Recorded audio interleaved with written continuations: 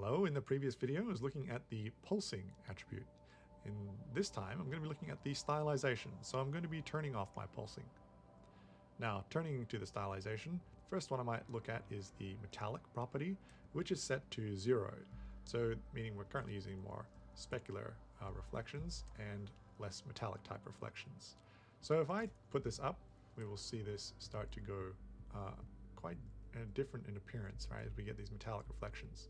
Now, the reason why it's looking so dark is because earlier on I set the normal flatness to a very low number, so this is being seen as extremely rough.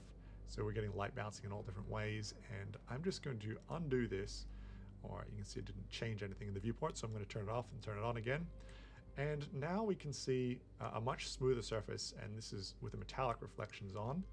So I'm just going to close these so we can see our normal flatness at the same time as our stylization tab.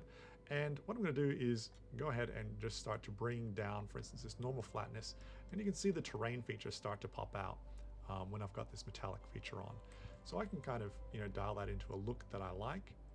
And then what I might do is go and say I want to adjust the roughness so it maybe looks a little more specular, right? A little bit more metallic, or I can really kind of blur it out if I want to.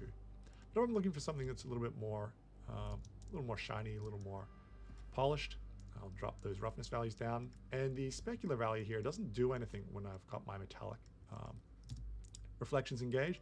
So I'll put that back to 0, and I'll turn my metallic reflections off, and I'll put my specular reflections on. So then we get this type of appearance. And again, this is controlled by the roughness. Okay. I hope that helps. If you have any questions, please let me know. Otherwise, I'll see you in another video.